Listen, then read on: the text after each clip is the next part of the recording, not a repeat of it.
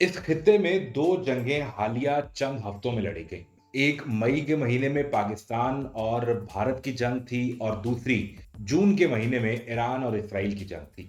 इन दोनों जंगों के नतीजे में सबसे ज्यादा फायदा चीन का हुआ है। पाकिस्तान और भारत की जंग के नतीजे में चीन के मिलिट्री इक्विपमेंट की दुनिया भर में मांग बढ़ गई और ऑर्डर पर ऑर्डर आने लगे। और ईरान और इसराइल की जंग के बाद चीन ने बराह रास्त अपनी तेल की जरूरत को पूरा करने के लिए ईरान का रुख कर लिया है। लेकिन इस जंग के नतीजे में पाकिस्तान और ईरान को क्या फायदा हुआ, अब ये समझिए। पाकिस्तान ने चीन से जदीद तरीन anti air defence system HQ-19 के हुसूल का अमल शुरू किया, तो ईरान को भी अब चीन यही एयर डिफेंस सिस्टम देने जा रहा है। इस मामले में सबसे बड़ी खबर यह है कि चीन ईरान से जो तेल लेगा, इसमें डॉलर ट्रांजैक्शन ही शामिल नहीं होगी। यानी अमेरिकी सदर डोनाल्ड ट्रंप से जब ये सवाल पूछा गया कि चीन ईरान से तेल लेना चाहता है तो इस पर आपको इतराज तो नहीं, जिस पर डोनाल्ड ट्रंप ने कहा था कि चीन ईरान से तेल खरीदे, इससे हमें कोई फर्क नहीं पड़ता है। वो ये समझते थे कि चीन और ईरान की आपसी ट्रेड डॉलर में होगी तो हमें इसका फायदा ही होगा।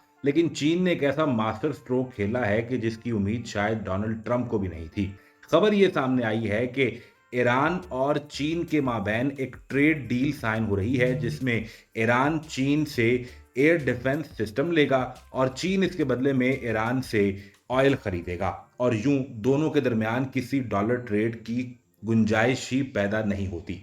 जो डिफेंस सिस्टम ईरान चीन से लेने जा रहा है, ये HQ-19 का वही डिफेंस सिस्टम है जो चीन पाकिस्तान को भी फराहम कर रहा है। यूं पाकिस्तान और भारत की जंग के नतीजे में जहां चीनी टेक्नोलॉजी टेस्ट हो गई, J-10C हथियारों से लेकर PL-15E मिसाइल तक सब ने भारत को पिछाड़ कर रख दिया। साथ JF-17 थंडर भी मिल गया। पाकिस्तान के पास एयर डिफेंस सिस्टम इससे पहले भी चीन का था, जो कि HQ-9 सिस्टम था, और अब इसके बाद चीन पाकिस्तान और ईरान दोनों को एक ही वक्त में HQ-19 सिस्टम फराहम करने जा रहा है।